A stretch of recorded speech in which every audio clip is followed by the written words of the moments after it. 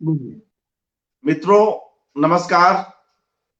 जन सुलभ पुस्तकालय पर आप सभी का हार्दिक स्वागत है।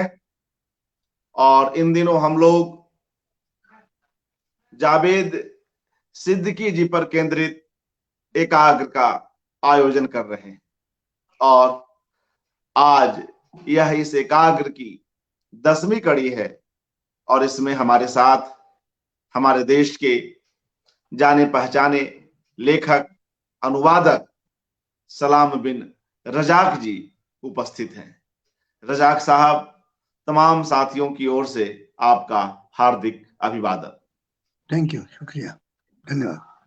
मित्रों, लंबे समय से सलाम बिन रजाक कहानियां लिख रहे हैं और मूलतः उर्दू में लिखी इनकी कहानियों के अनुवाद कई भारतीय भाषाओं में और विदेशी भाषाओं में हुए। रजाक साहब अनुवाद का भी काम उतनी ही तल्लीनता के साथ करते रहे हैं।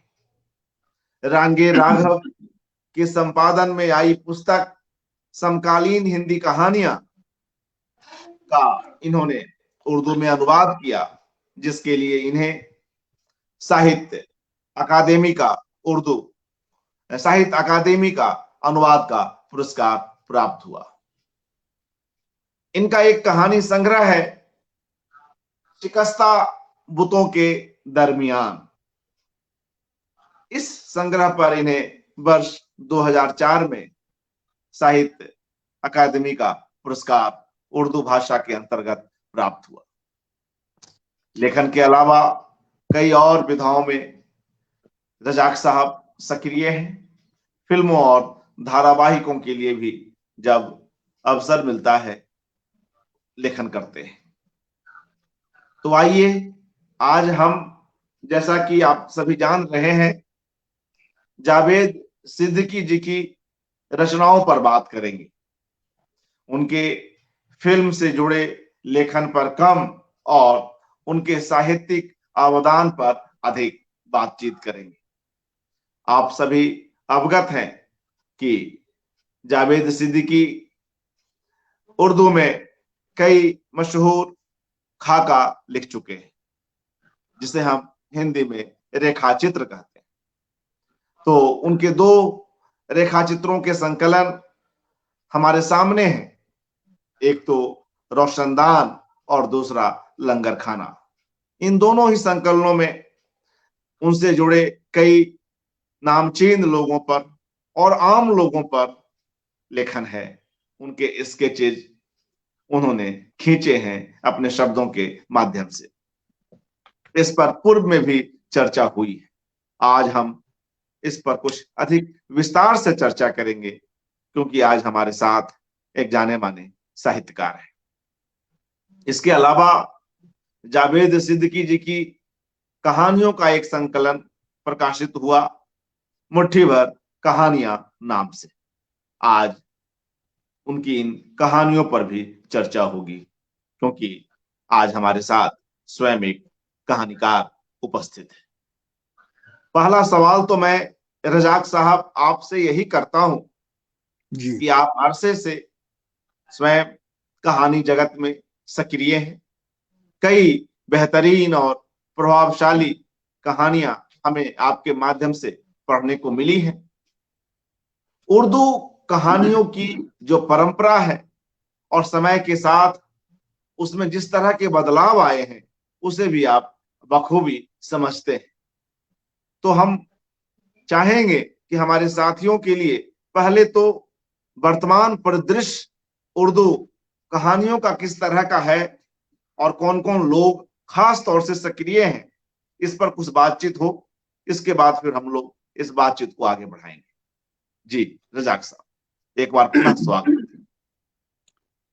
जहाँ तक उर्दू कहानी का सवाल है, तो उर्दू कहानी और हिंदी कहानी इन दोनों की तारीफ एक है।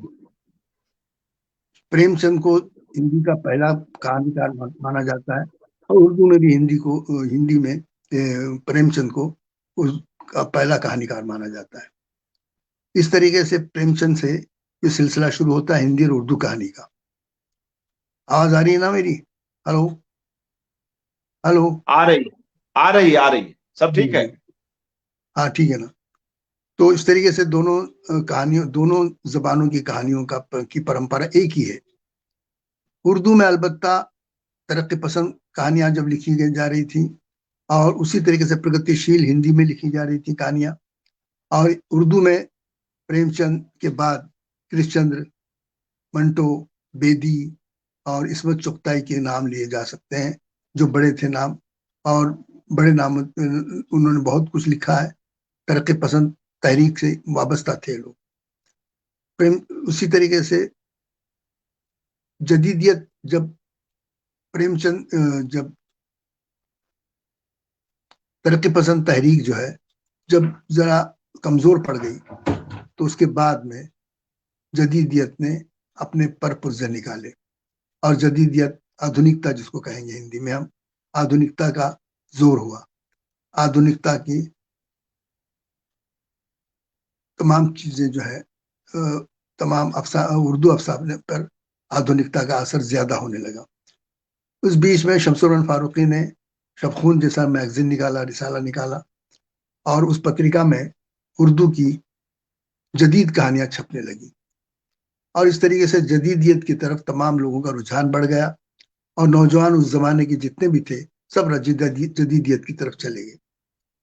लेकिन एक बात जो अर्ज करनी है वो ये कि यह जदीदियत का दौर जो था वो 10-15 बरस से ज्यादा नहीं रहा।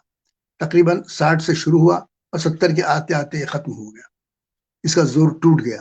और 70 के बाद जो लिखने वाले थे, जिसके अंदर हम थे और हमारे साथी थे बहुत सारे, उन हमने लिखा। और हमने तरक्की पसंदों से जो तरक्की पसंदों की जो इंसानियत दोस्ती जो थी उसको भी कबूल किया। और जदीदियत की भी हमने जो अच्छी चीजें थी, जदीदियत की जैसे अलामतें हैं, जदीदियत के इश्तिहारे हैं, जदीद कहानी की जो चीजें थी, दूसरी बेहतर कहानी, बेहतर चीजें, उनको हमने कबूल किया। इस तरीके से दोनों से फैज किया हमने, दोनों से फैज हासिल किया, और हमारी कहानियां बढ़ती चली गई। 70 के बाद की जो नस्ल है, उसके बाद जो है, इन्हें जदीदियत का जोर भी खत्म होने लगा 80 और 85 के दरमियान में। तो उस वक्त भी माँ बाप जदीदियत शुरू हुई, उत्तराधुनिकता उत्तराधुनिकता का दौर शुरू हुआ।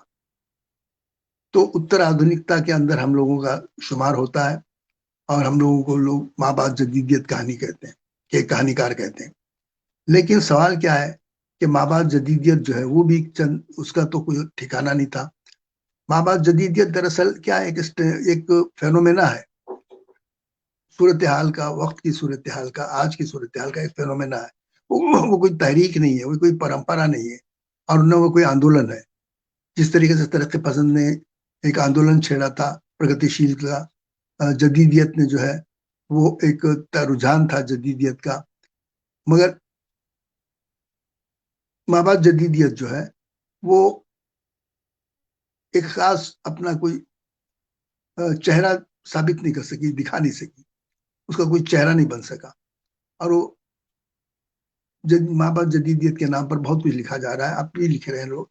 और माँ बाप जदीदियत के बाद जो है कुछ भी नहीं है, यानी कोई तहरीक नहीं है, ना कोई रुझान है। आप जिसके जी में जो आया लिख रहे हैं। अब रही नई सूरत हाल का, तो 21वीं सदी में आते आते खास बात यह हुई कि उर्दू में उपन्यास जो है बहुत कम लिखे गए थे। उपन्यास जो है तरक्की पसंद ने लिखे, जदीदियत में तो उपन्यास लिखे ही नहीं गए। सिर्फ एक उपन्यास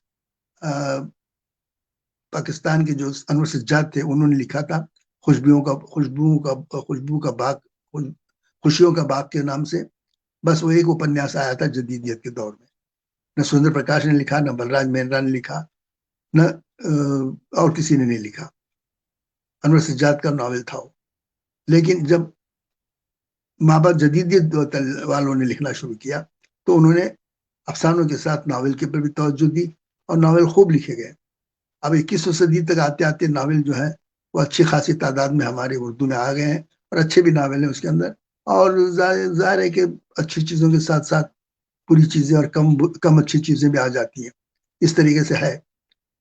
तो जदीदियत में ना माबाद जदीदियत में नाम नावल लिखने वालों में मुशर्रफ आलम ज़ौक़ी हैं, और 21 सदी में लिखने वाले रहमान अब्बास हैं। रहमान अब्बास का एक अब जिंदीक नाम का एक नावल आया, बहुत ज़बरदस्त नावल है, फाशिज्म के खिलाफ है वो। और मुशर्रफ आलम ज़ौक़ी तो उनका देहांत हो गया बेचारों का पिछले साल, और बहुत अच्छे लेखक थे वो, और बहुत बेबाक लेखक थे, किसी से डरते नहीं थे, किसी से कोई मसलहत पसंदी नहीं थी उनके यहाँ। बहुत लिखा उन्होंने, उनकी कहानियों के संग्रह कई हैं, उनके नावल भी कई हैं। उनके नावल के अंदर जो है एक वो नावल जो है, नाम भूल रहा हूँ मैं इसका, देखिए, पोकेमान की दुनिया एक नावल है उनका, बहुत अच्छा नावल है, जो क्राइम, साइबर क्राइम पर लिखा हुआ है। और दूसरा नावल उनका जो है ले सांस भी आहिस्ता, बहुत प्यारा नावल है और बहुत अच्छा नावल है। ले सांस भी आहिस्ता में उन्होंने जदीद दौर के अंदर जिस तरीके से रिश्तों का इल्यूजन जो है, रिश्तों का जो बिखराव है, या रिश्तों की जो अहमियत कम हो गई है, या रिश्तों का जो तालमेल है वो बिगड़ गया है, उस पर रोशनी डाली है उन्होंने। बहुत अच्छा नावल है। इस तरीके से शमूएल अहमद के नावल है नदी, और नदी नावल उनका है, और एक है महामारी, दो नावल है उनके। उसी तरीके से अभी हुसैनुल हक साहब का नावल था, जिनका अभी देहांत हुआ है, उनको इसी साल साहित्य अकादमी इनाम मिला था, और उनका भी नावल बहुत अच्छा है, ख्वाब सहराब के नाम से। अनीस अशफाक के भी नावल अच्छे हैं, 2 नावल लिखे उन्होंने, उनके अच्छे नावल हैं। इस तरीके से नावलों की तादाद अच्छी खासी हो गई है, और अफसाने तो लिखे ही जा रहे हैं। मगर अफसानों के अंदर जो खास बात जो मैंने महसूस की वो ये कि अफसाने जो है वो हमारे उर्दू में खास तौर पर अफसानों ने अलामतों से, यानी प्रतीकों से और इश्तिहारों से पीछा नहीं छुड़ाया। अब तक अलामतों पर लिखते रहते हैं, ज्यादातर अलामतों के अफसाने लिखे जाते हैं, जबकि बयानिया अफसाने लिखने चाहिए। और बयानिया जो है अफसाने का खास रूप है, क्योंकि दूसरी जबानों के अंदर लिखे गए अलामती अफसाने, प्रतीकात्मक अफसाने, जैसे हिंदी में दूधनाथ सिंह वगैरह ने लिखे हैं, ज्ञान रंजन ने लिखे हैं, लेकिन हिंदी में अनवर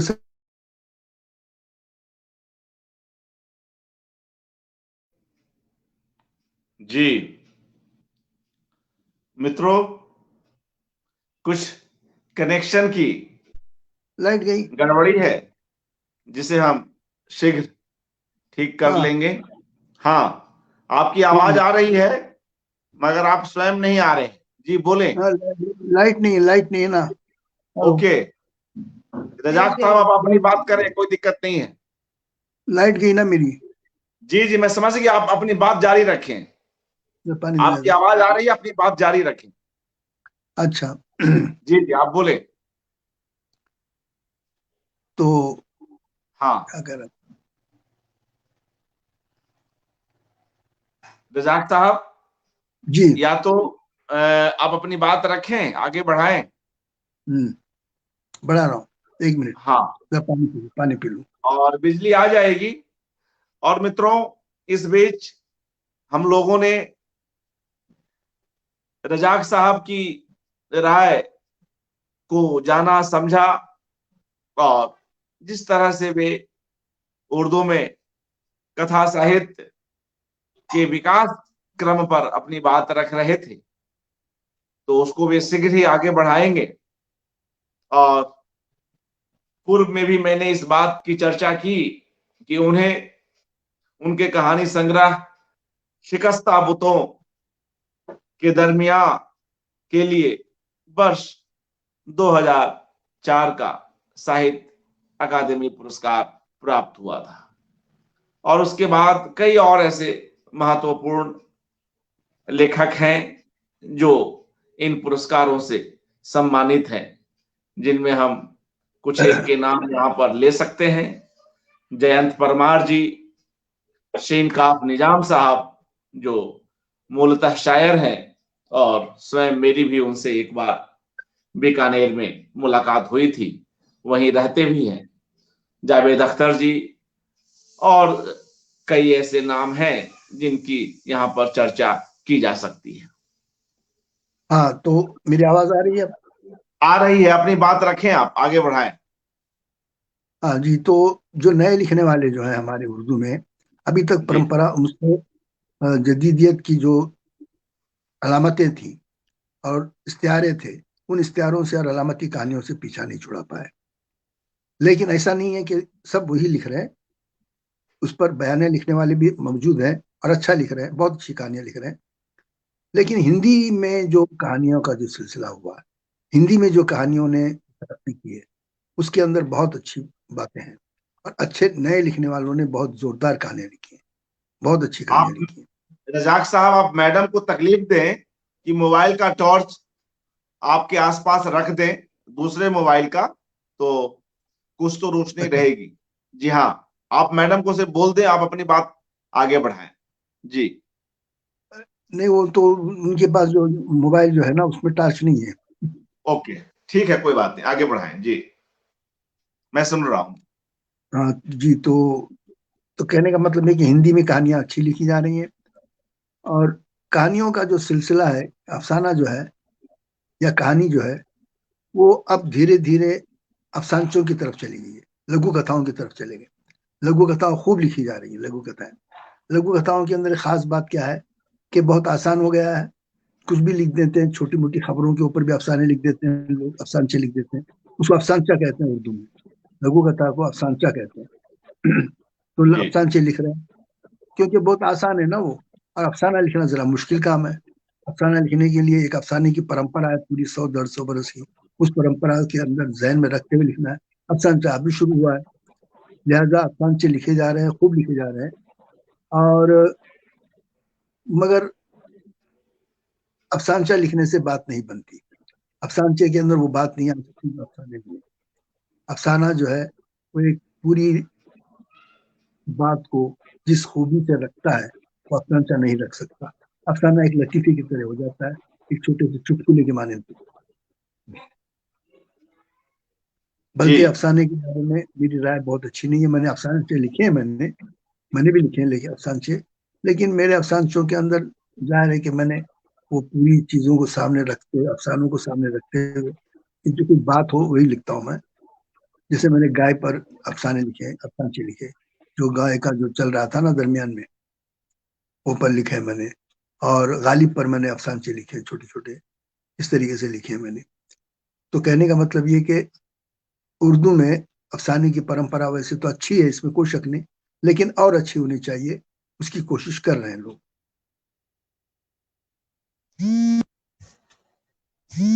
अब हम या मित्रों इस बातचीत को आगे जी बढ़ाते हैं और जावेद सिद्दीकी जी पर लौटते हैं। मुझे यह बताइए रजाक साहब कि जी उर्दू कहानियों की परंपरा में हम्म जावेद सिद्दीकी जी की कहानियों को आप किस तरह देखते हैं और उसके महत्व को किस रूप में लेते हैं? रजाक साहब, रजाक साहब मित्रों, हो सकता है कुछ देर में हमारे पास लौटे।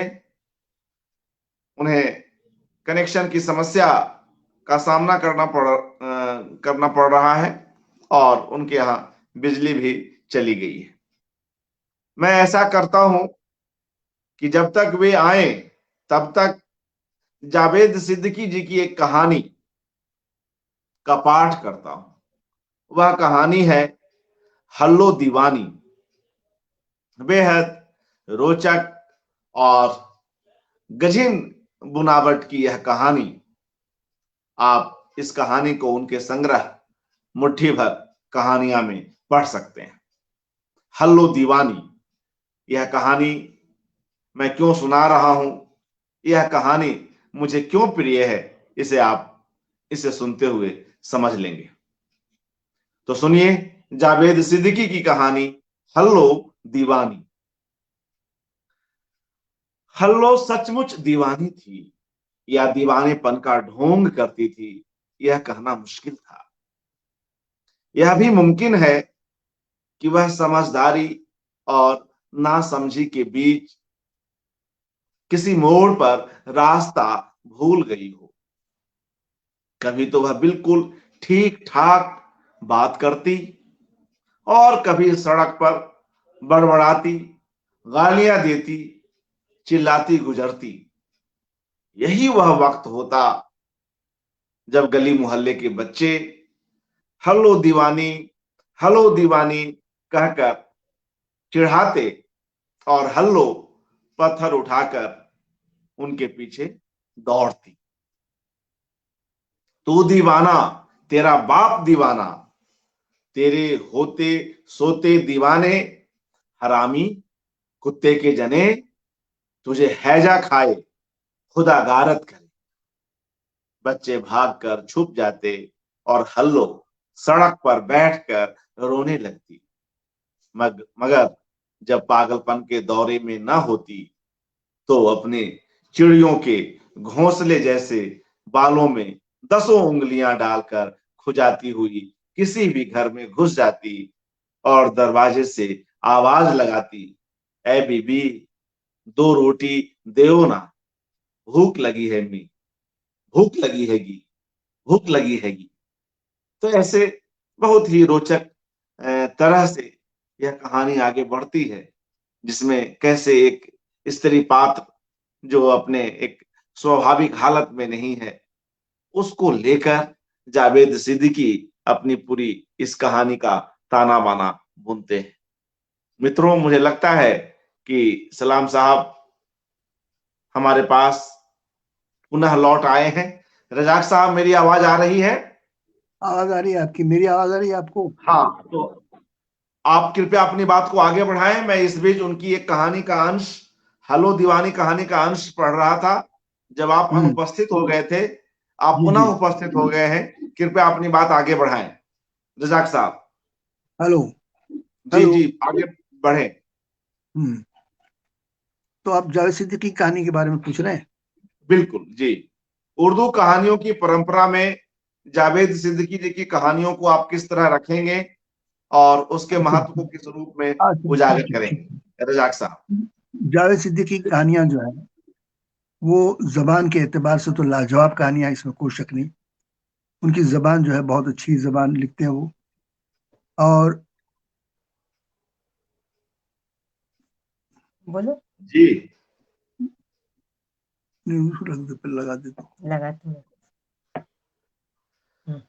भाषा बहुत अचानक, अच्छी हाँ जी बोले। भाषा तो बहुत अच्छी उनकी, इसमें कोई शक नहीं। लेकिन जहां तक मौजूदा कहानियों के अंदर उनकी परंपरा, उसकी उनकी कहानियों को रखने की बात है, तो उनकी कहानियों का जो जिंद लबाब है, वो उनका स्टाइल है, उनका जो वो लिखने का जो अंदाज है, वो ज्यादातर बयानिया कहानियों की तरफ जाता है। उसमें कोई दिमाला नहीं है, उसमें कोई अ, अलामत नहीं है, उसमें कोई इस्तियारा नहीं है।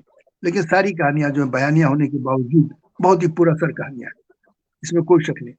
और खास तौर पर उनकी कहानियों में अ, जो किरदार हैं, किरदारों पे जो कहानियां लिखी, भाई उर्दू में जदीदियत के जमाने में किरदार तकरीबन खत्म हो गए थे।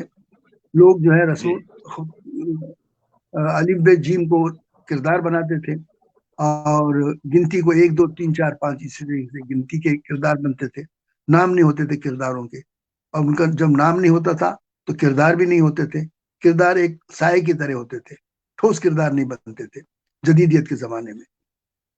तो मगर इधर नए लिखने वालों ने, खास तौर पर 70 के बाद के लिखने वालों ने, जो हमारे साथ में लिखते थे, उन लोगों ने दोबारा तरक्की पसंद कहानी की तरफ रुजू किया, और उसमें किरदारों पर कहानियां लिखनी शुरू की। किरदारों पे तो जावेद साहब ने किरदारों पे कहानियां बहुत खूबसूरत लिखी हैं। जैसे अभी हल्लू भाई के आप जो वो पढ़ रहे थे, तो हल्लू भाई का किरदार जो है क्या गजब का किरदार है, बहुत अच्छा किरदार है, बहुत अच्छी कहानी है वो। उसके अंदर जो खास तौर पर उसका जो क्लाइमेक्स है, क्लाइमेक्स तो आदमी की आंखों में आंसू आ जाते हैं। हल्लू भाई जो बच्चे को लाके देती है, इन्हें मजबूर हो जाती है कि बच्चे को पाल नहीं सकती। आप सुन रहे हैं ना जनाब? हेलो। आवाज आ रही है, सुन रहा हूं। हाँ। तो हल्लू जी हल्लू भाई, हल्लू की जो कहानी है वो बहुत खूबसूरत और बहुत असरअंदाज कहानी, असर करने वाली कहानी है। उस तरीके से उनकी कहानियां जो हैं और भी हैं, मैंने नोट लिया था, लेकिन यार अंधेरा हो रहा है तो समझ में नहीं आ रहा मेरे क्या करूं मैं। कोई कैंडल जला लें। अरे कैंडल जलाया, कैंडल से तो रोशनी आती ना बराबर। ये हाँ दिल्ली जी, में। कोई बात नहीं, तब तक आगे हम बात को बढ़ाते हैं, फिर कहानी पे पुनः लौटेंगे। खाके खाके पहले उनके खाकों पे बात कर लेंगे हम, खाकों पे बात कर लेते हैं पहले जी। क्योंकि खाके जो है ना उनकी ज्यादा इंपॉर्टेंट है। कहानियां तो अभी उनकी कहानियां आई हैं, इसमें कोई शक नहीं, बहुत अच्छी कहानियां हैं, लेकिन अभी कहानियों ने वो उनका अभी एक मकाम बनाया नहीं है उर्दू अदब में। जाहिर है कि एक अभी शुरुआत से तो कोई बात बनती नहीं, लेकिन इनकी कहानियों ने चौंकाया जरूर है लोगों को, और लोगों को पसंद भी कर रहे हैं, लोग पसंद भी कर रहे हैं कहानियां उनकी। लेकिन उनके खाकों ने तो कमाल कर दिया था। खाके जब छपे थे उनके, रोशनदान और ये लंगर खाना, तो जी धूम मच गई थी। जब रोशनदान छपा था तो ऐसी धूम मची थी। और खाके पहले नया वर्क वगैरह में छपते थे, जिसके अंदर नियाज हैदर और मकबूल फिदा हुसैन जैसे लोगों के खाके थे। जब मैंने नियाज हैदर का खाका पढ़ा था, पुणे में था मैं उस वक्त, बाल भारती में मीटिंग थी, फिर रात में पढ़ रहा था, तो 11:30 बज रहे थे जब खाका पढ़कर मेरे तो रोंगटे खड़े हो गए। इतना खूबसूरत, इतना अच्छा खाका लिखा उन्होंने, मैं खुशी से गदगद हो गया। मैंने उसी वक्त रात के 11:30 12 में फोन किया जावेद साहब को, और उनको मुबारकबाद दी। बहुत खुश हुए, वाह। और बहुत खुश हुए, और बहुत अच्छा। वो भी जब भी कोई चीज छपती है तो मुझे भी फोन कर लेते हैं। इस तरीके से हमारे मरासिम तो अच्छे हैं, बन गए हैं, इसमें कोई शक नहीं, लेकिन बहुत देर से बने, बहुत पहले से नहीं बने। जब से उन्होंने खाके लिखे तब से हमारे मरासिम बने, और उससे पहले तो फिल्म लाइन में थे, और फिल्म लाइन में जाहिर है आदमी तो मरासिम क्या बनाएगा, उसके पास वक्त ही नहीं होता मरासिम बनाने के लिए। फिल्म में जब फिल्में लिख रहे थे उस जमाने में मेरी एक दो मुलाकातें जरूर है उनसे, लेकिन उन मुलाकातों का जिक्र करना बेकार है, वो ऐसी सरसरी सी मुलाकातें थी। लेकिन जब से वो खाके लिखे, उन्होंने जलसा हुआ उनका, और जो मीटिंगें होने लगी अदबी, और उन मीटिंगों में शरीक होने लगे, तो उनसे हमारे मरासिम भी अच्छे हो गए और बढ़ गए, और मरासिम भी पुख्ता होते चले गए। तो लंगर खाने के जो अफसाने हैं, रोशनदान के जो खाके थे, उन खाकों को पढ़कर मैं तो दंग रह गया था। इतने खूबसूरत खाके, और खाके क्या थे उसके अंदर कुछ, इन्हें खाका न कहे तो कहानी बन जाती थी उसमें, जरा सा चेंज करने से खाका कहानी बन जाए।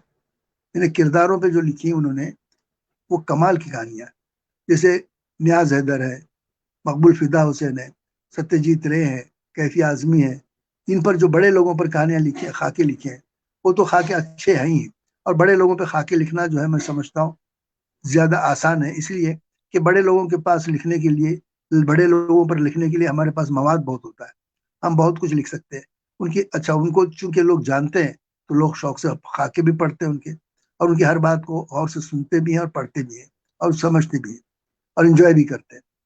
लेकिन एक आम आदमी पे खाका लिखना बहुत मुश्किल काम है, और खाका लिखकर ऐसा मार्कतुल आला खाका लिख देना कि वो बड़ा बन जाए, यानी बड़े आदमी के सफ में आ जाए, ये कमाल की बात है। और हजियानी हजियानी उनकी जो खाका है, और अकबरी बुआ खाका है, और उनका और दो तीन खाके हैं जो अभी याद नहीं आ रहे यार। जी। और किताब भी है, पढ़े अंधेरे में, कुछ दिखाई नहीं दे रहा मुझे। तो वो खाके जो है, आप रजाक साहब, जी, चेहरे को थोड़ा नीचा करें, क्योंकि आपका चेहरा भी कट रहा है। जी हाँ, अब ठीक है पहले से। मैं तो अंधेरे में मोबाइल, चला गया हूँ। हाँ अंधेरे में हाँ। गया, अंधेरे में आपको मेरा चेहरा नजर आ रहा है? हाँ, आपको लेकिन नजर आ मोबाइल रहा को थोड़ा है? सा, थोड़ा पीछे हो ले, थोड़ा मुझे तो पीछे मेरा हो ले, या अंधेरे, मोबाइल को कुछ ऊंचाई पे रख लें। जी अब ठीक है। जी आगे बढ़े। मगर मेरा चेहरा तो मुझे अंधेरे में नजर आ रहा है ना, अंधेरा है वहां, आपको नजर आ रहा हाँ है? कोई बात नहीं। चेहरे, चलिए। चेहरे का जो पूरा अंदाज है, वह हाँ। अंदाज है, बखूबी है। हाँ। अच्छा। और चलिए ठीक है, ठीक। इस चेहरे के चलिए। पीछे जो व्यक्ति है, और वह जिस तरह से अदब पर अपनी बात रख रहा है, वह सभी लोग सुन रहे जी हैं। जी। तो आप कृपया अपनी बात आगे बढ़ाएं। जी। हाँ। तो कहने का मतलब ये खाका जो है उन्होंने आम आदमी पे जो खाके लिखे, आम आदमी को उस पर ऐसा खाका लिखा कि उसको बड़ा आदमी बना दिया। और खाके लिखना आसान भी नहीं है। जब तक आदमी की जब जब गुर्बत हो जाती है आदमी से, उस गुर्बत को संभाल, इन्हें दो बातें हैं। एक तो खाके लिखकर उसकी कुछ खामियों को बयान किया जाता है, या जी उसका मजाक उड़ाया जाता है, उसकी खल्ली उड़ाई जाती है, और या तो बहुत तारीफ होती है। लेकिन दरमियान में लिखना, यानी खाकी के अंदर उसकी मजाक का पहलू भी रहे और संजीदा बातें भी आ जाए, इस तरीके का खाका लिखना आसान नहीं होता। खाके को बैलेंस करना बहुत मुश्किल होता है, जो उन्होंने किया है और बहुत अच्छी तरीके से किया है। मकबूल फिदा हुसैन का खाका, नियाज हैदर का खाका तो कमाल का ही।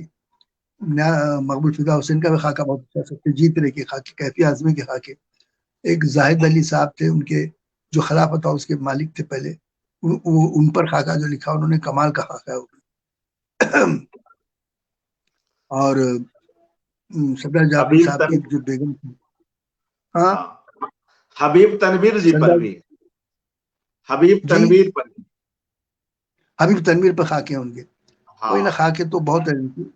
और दोनों किताबों में जो खाके हैं बहुत कमाल के खाके हैं। और क्या बताऊं मैं, जब खाकों क्या की बात नोट्स हो में। रही है रजाक साहब, जी, जब जावेद सिद्दीकी जी के लिखे खाकों की, रेखा चित्रों की बात हो रही है, तो उर्दू साहित्य में खाकों की कैसी परंपरा है और कौन कौन लोग बेहतरीन खाके लिख रहे हैं या लिखते आए हैं, इस पर भी कुछ बात हो और हम उस परंपरा के आलोक में भी इनके खाकों को देखें। जी, आपके हिसाब खाकों से। की जो परंपरा है, हाँ खाकों की परंपरा को तो मैं ज्यादा तरीके से बयान नहीं कर सकता, क्योंकि खाके पढ़े जरूर है मैंने, पर उस तरीके से नहीं पढ़ा जैसे अफसाना। अच्छा यार, चलो अच्छा, जी लाइट आ गई। जी, स्वागत खाके स्वागत पढ़े पुनः जरूर एक बार।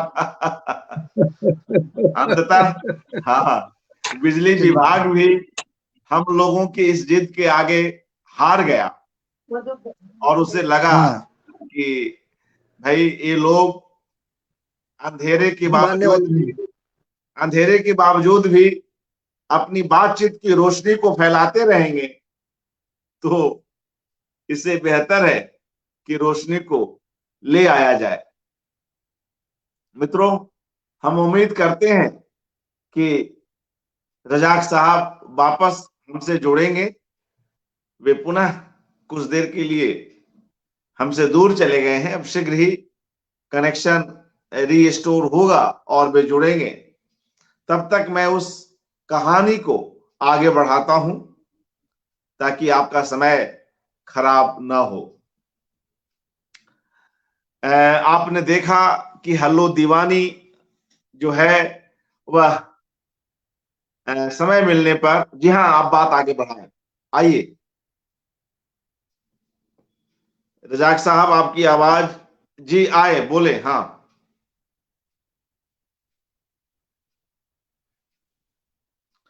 रजाक साहब, अपने अपना माइक जो है ऑन कर लीजिए, माइक को ऑन कीजिए, माइक को ऑन कीजिए। अब आई हाँ, आप आ रही। बोलिए। जी, आ रही है। थोड़ा थोड़ा जावेद ऊंचा बोलेंगे, कृपया थोड़ा ऊंचा बोले जी। जावेद साहब जो है एक ऐसे खानदान से ताल्लुक रखते हैं जो खासा पढ़ा लिखा था। और उनके दादा जो परदादा जो थे, वो रामपुर लाइब्रेरी के लाइब्रेरियन थे। तो जब वो उन्होंने आंखें खोली, तो उन्होंने देखा कि उनके घर में किताबों का अंबार है। Hello, hello, hello, hello. आपकी आवाज आ रही है, बोले बोले।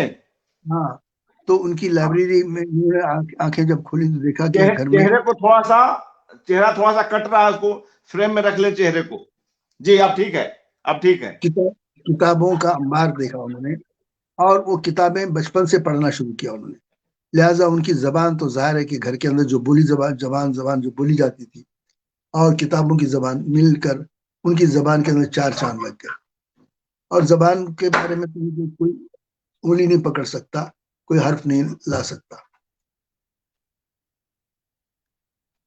जबान तो उनके पास बहुत अच्छी जबान थी, और ऐसी जबान थी कि जिसके अंदर वो किसी भी मौजू पर लिख सकते थे, किसी भी मौजू का पंजा मरोड़ सकते थे और मरोड़ सकते हैं। हाके तो हैं ही, अफसानों के अंदर भी उन्होंने कमाल की जबान लिखी है। तो वो रामपुर के ताल्लुक से, लाइब्रेरी के ताल्लुक से उन्होंने कहा है कि जब किताबें मैंने मेरे सामने जब किताबें देखी मैंने, तो मैंने पढ़ना शुरू किया और अच्छी खासी तादाद में किताबें पढ़ ली मैंने। और पढ़ने के बाद जब वो बम्बई आए, तो बम्बई में उनको जाहिर है कि नौकरी तो मिलना आसान नहीं था बम्बई में। तो उन्होंने फिल्म की तरफ पहले तो सहाफत की, उन्होंने एक पर्चा निकालते थे, अखबार निकालते थे, अखबार के एडिटर भी रहे। उसके बाद में फिर उन्होंने फिल्म की तरफ रुख किया, और फिल्मों के अंदर कामयाब होते चले गए। और फिल्मों के अंदर कामयाब इतने इतने कामयाब हुए कि बड़े नामों में उनका शुमार होने लगा। और कम से कम 135 के करीब उन्होंने फिल्में लिखी अब तक, और बड़ी बड़ी फिल्में लिखी है। दिल वाले दुल्हनिया ले जाएंगे जैसी फिल्म के डायलॉग लिखे हैं उन्होंने, और बड़े डर जैसी फिल्म के डायलॉग लिखे। तो बहुत बड़ी फिल्में लिखी हैं उन्होंने, और बहुत कामयाब फिल्में लिखी हैं। तो कहने का मतलब ये है कि, मगर उनका कहना यह है कि मुझे फिल्म ने शोहरत तो दी और दौलत भी दी, लेकिन तस्कीन नहीं मिली मुझे। तख्लीकी तस्कीन जिसको कहते हैं ना, वो नहीं मिली मुझे। और वो जो है लिखने, उसके लिए मैं खाकों की तरफ रुजू हुआ और अदब की तरफ रुजू हुआ।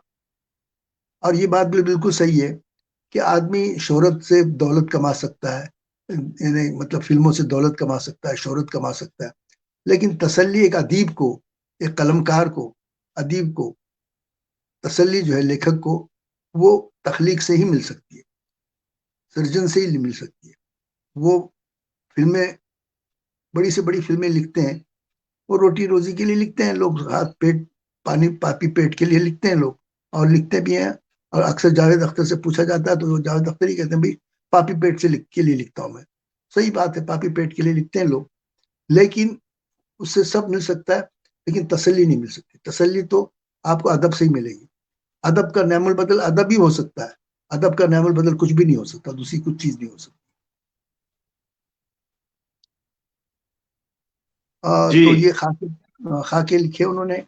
और खाके लिखने के बाद उनके कुछ दोस्तों ने उनसे कहा कि भाई आप इतनी अच्छी जबान लिखते हैं, और खाकों के अंदर जो बातें लिखते हैं आप, वो कहानी की तरह रवा और कहानी की तरह दिलचस्प होती हैं, तो आप कहानियां क्यों नहीं लिखते? तो उन्होंने कहानियां लिखनी शुरू की। कहानियां लिखनी शुरू की, नया भारत में छपने लगी कहानियां उनकी, और काफी अच्छी कहानियां लिखी उन्होंने शुरू शुरू में। और बहुत अच्छे, उनकी पजीराई भी बहुत हुई, लोगों ने पसंद भी किया उनकी कहानियों को। और उसी का नतीजा था कि उन्होंने मुट्ठी भर कहानियां का कलेक्शन निकाला। उनकी कहानियों के अंदर खास बात जो थी वो ये है कि उसमें किरदार की कहानियां हैं। मैंने कहा ना कि किरदार जो है हमारी कहानियों से गायब हो गए थे, हमारी पात्र जो है हमारी कहानियों से गायब हो गए थे। हमारी जदीद कहानियों के अंदर तो पात्र नाम की कोई चीज ही नहीं होती थी। और बाद में भी जो लिखने वाले थे वो लिखते थे, लेकिन कहानियों के अंदर उनके किरदार जो है वो झोल खाते थे, झोल था उनमें, कमजोर कहानी के किरदार हुआ करते हैं। जब ठोस और मजबूत किरदार जो है वही कहानी को उठाता है। कहानी की बुनियाद जो है, कहानी का ढांचा जो है, वो ठोस और मजबूत किरदार के कांधे पर ही रखा जाता है। ये सोचने की बात, ये समझने की बात है। और इस बात को वो अच्छी तरह जानते थे, क्योंकि खाके लिखते रहे थे, इसलिए खाकों की वजह से उनको किरदार कैसे लिखे जाते हैं मालूम है, उनको किरदार क्या होता है पता है। तो उनकी कहानियों के अंदर भी किरदार ही की कहानियां जो है वो कमाल की कहानियां। जैसे हल्लो भाई हल्लो का आपने जिक्र किया ना अभी, और उसी तरीके से उनकी कहानियां जो है, एक अकबरी बुआ, और कहानी है, एक मिनट, हाँ,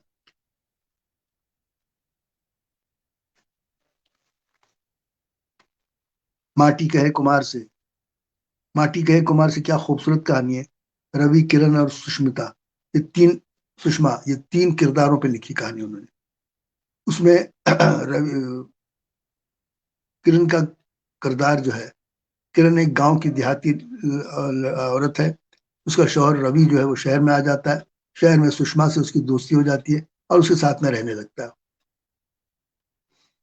और उधर वो जो बेचारी गांव में करण जो है, वो अपने पति को, पतिव्रता होती है गांव की औरतें, वो थी पतिव्रता, और उसकी वो हमेशा पत्र लिखा करती थी, उस खत लिखा करती थी जिसके अंदर मोहब्बत भरी बातें होती थी, और वो याद याद दिलाती थी उसको। इस तरीके से वो खत जमा होते गए। वो खत पढ़ता था, रख देता था, खत पढ़ता था, रख देता था। आखिर में जो खत लिखा उसने, उसमें ये लिखा कि मैं जा रही हूँ, और अब तुम्हारा जो है तुम अच्छे रहो, तुमको भगवान ठीक रखे, अच्छा रखे, मगर मैं जा रही हूँ, ये बोल के चली गई वो। ये खत सुषमा के हाथ लगता है, जो उसके साथ रहने वाली औरत। तो सुषमा रवि से पूछती है कि तुमने उसकी तरफ ध्यान क्यों नहीं दिया, उससे कभी गए क्यों नहीं मिलने के लिए। तो उसने, रवि ने कहा कि मैं क्या क्या जाऊं उससे मिलने के लिए, वो तो जाहिल औरत थी। तो जाहिल थी, खत लिखे उसने, खत के अंदर अपने पूरा कलेजा निकाल के रख दिया, और आप उसे जाहिल कह रहे हैं। लिहाजा सुषमा भी जो है वो छोड़कर चली जाती है रवि, और रवि जो है वो तन्हा रह जाता है। माटी गए कुमार से कहानी। अच्छा, दूसरी कहानी है चाहने वाले। रशीद रशीदा और रशीदा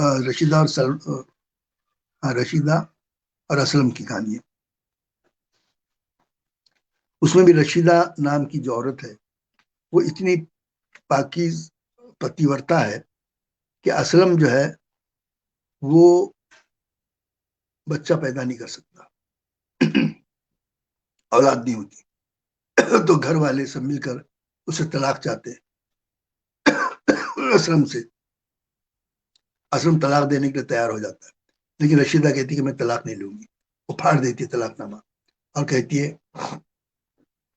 कि मैं इसी के साथ रहूंगी, और रहती है वो, आखिर तक रहती है, जब तक असलम जिंदा रहता तब तक रहती साथ में, 27-28 बरस तक रहती साथ। ज्यादा पानी दे बेटा, ज्यादा ज्यादा ज्यादा पानी दे, पानी। हाँ, जी दो दो, पानी दो। जी। तो ये कहानियां उनकी कमाल की कहानियां हैं, बहुत सी कहानियां अच्छी हैं उनकी। आप सब पे तो बात गुफ्तगू मुश्किल है। मैं उनकी खाकों के अंदर जो जबान लिखी, उन्होंने जो जुमले लिखे, जो कोटेशंस है, वो पढ़ के सुनाता हूँ दो तीन।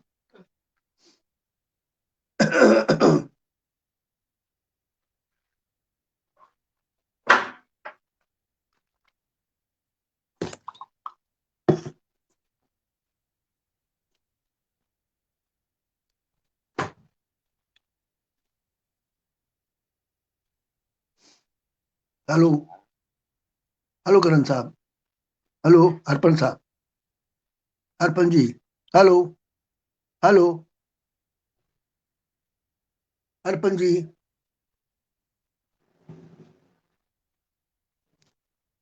अर्पण जी, हेलो।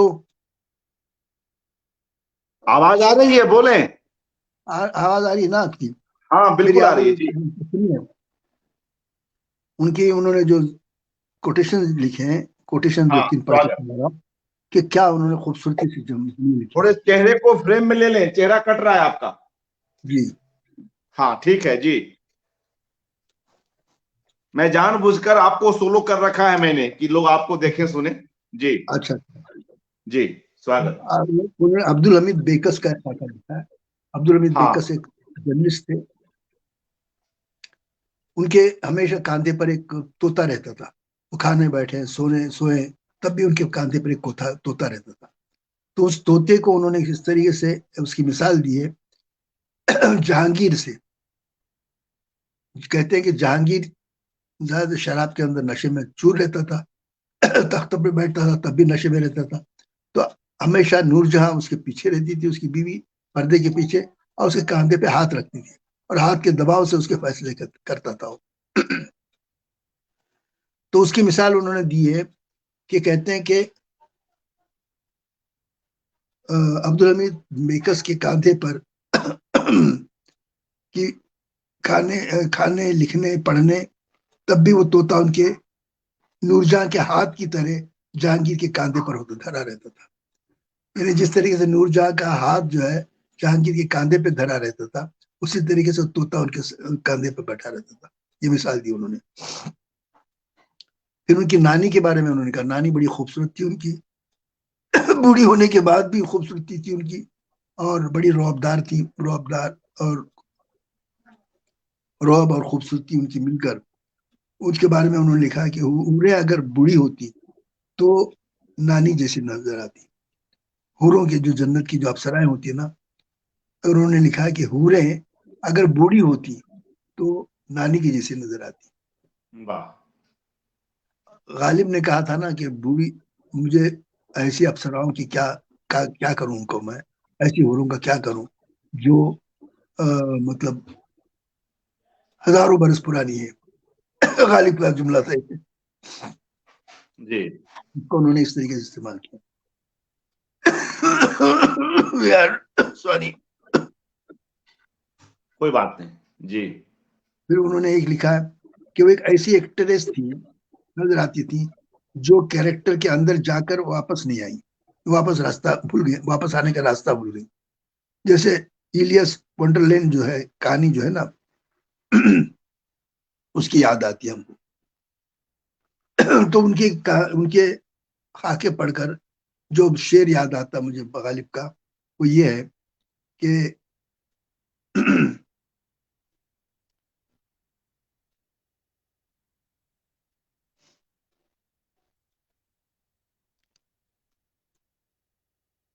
जी। एक मिनट। स्वागत है।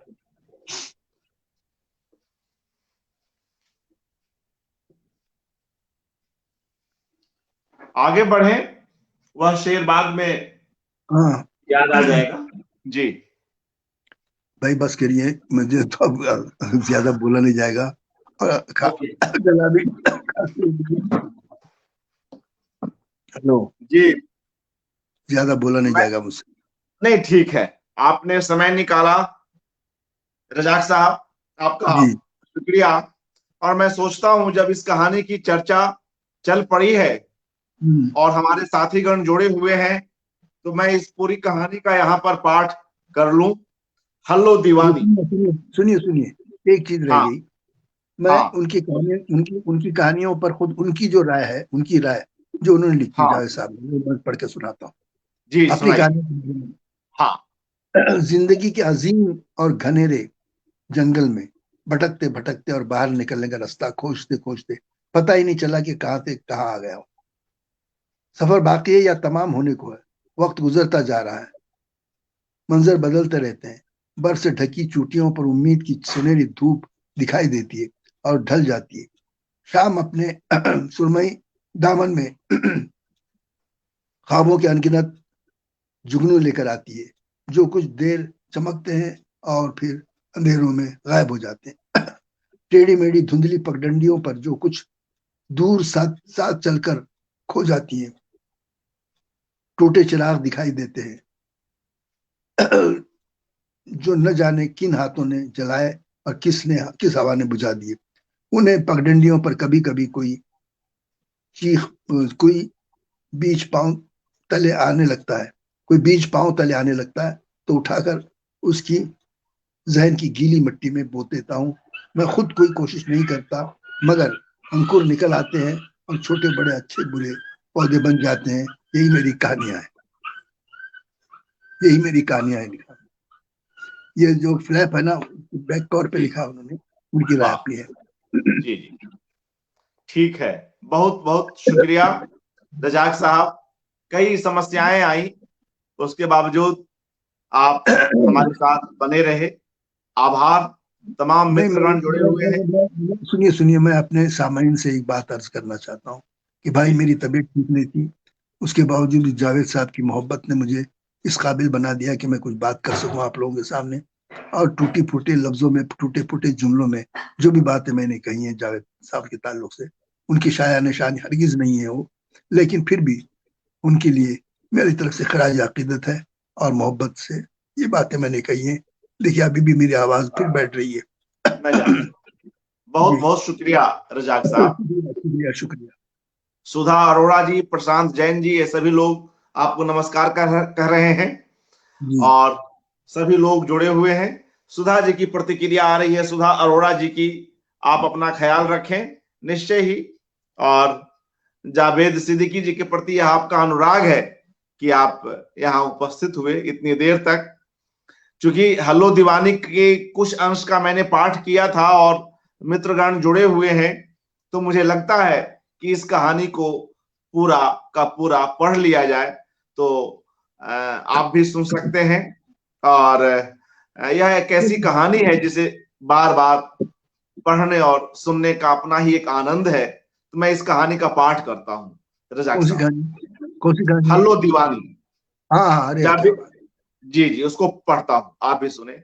जावेद सिद्दीकी की कहानी हल्लो दीवानी, इसके कुछ अंशों को हमने शुरू में पढ़ा था, मगर हमारे मित्रगण कई लोग जो अभी जुड़े हैं, तो मैं वापस शुरुआत से ही इस कहानी को पढ़ रहा हूं। सुनिए, जावेद सिद्दीकी जी की कहानी हल्लो दीवानी। हल्लो सचमुच दीवानी थी या दीवानेपन का ढोंग करती थी, यह कहना मुश्किल था। यह भी मुमकिन है कि वह समझदारी और नासमझी के बीच किसी मोड़ पर रास्ता भूल गई हो। कभी तो वह बिल्कुल ठीक ठाक बात करती और कभी सड़क पर बड़बड़ाती, गालियां देती, चिल्लाती गुजरती। यही वह वक्त होता जब गली मोहल्ले के बच्चे हल्लो दीवानी कहकर चिढ़ाते और हल्लो पत्थर उठाकर उनके पीछे दौड़ती। तू दीवाना, तेरा बाप दीवाना, तेरे होते सोते दीवाने, हरामी कुत्ते के जने, तुझे हैजा खाए, खुदा गारत करे। बच्चे भागकर छुप जाते और हल्लो सड़क पर बैठकर रोने लगती। मगर जब पागलपन के दौरे में न होती तो अपने चिड़ियों के घोंसले जैसे बालों में 10 उंगलियां डालकर खुजाती हुई किसी भी घर में घुस जाती और दरवाजे से आवाज लगाती, ऐ बीबी, 2 रोटी दो ना, भूख लगी है गी। कुछ नेक बीबियां तो तरस खा के फौरन कुछ बासी रोटियां और रात का बचा हुआ सालन दे देती और हल्लो इस तरह बर्तन चाट चाट खाती जैसे कोई दाना बाखा गया हो तो पुलिस पकड़ लेगी। और पुलिस से हल्लो की रूह कांपती थी। अगर कभी कोई वर्दी वाला दिखाई दे जाता तो गड़ाप से किसी दरवाजे में घुस के छुप जाती। दिमाग सही होता तो 4 आदमियों का काम अकेले कर डालती और औरतें खूब फायदा उठाती। ए हेलो, जरा आंगन में झाड़ू तो दे दे, देख कितने पत्ते गिरे हुए हैं। हल्लो का जवाब तैयार होता, दुअन्नी लेऊंगी। हाँ हाँ भाई, दुअन्नी देंगे, चल झाड़ू उठा, वह कोने में रखी है।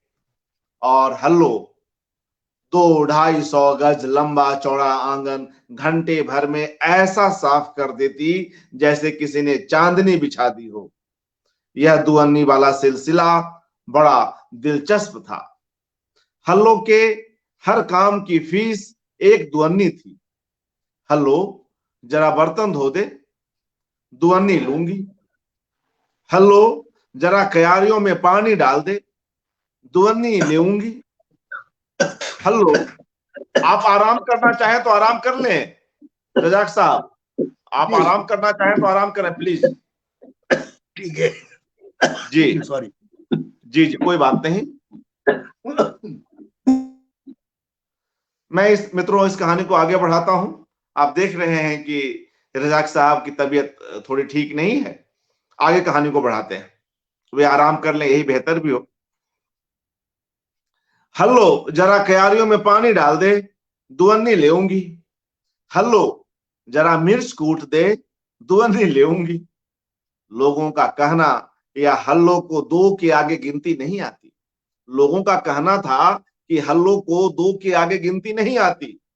यह सच भी हो सकता है, क्योंकि एक दफा कप्तान साहब की बीवी ने खुश होकर चवन्नी दी तो हल्लो ने वापस कर दी।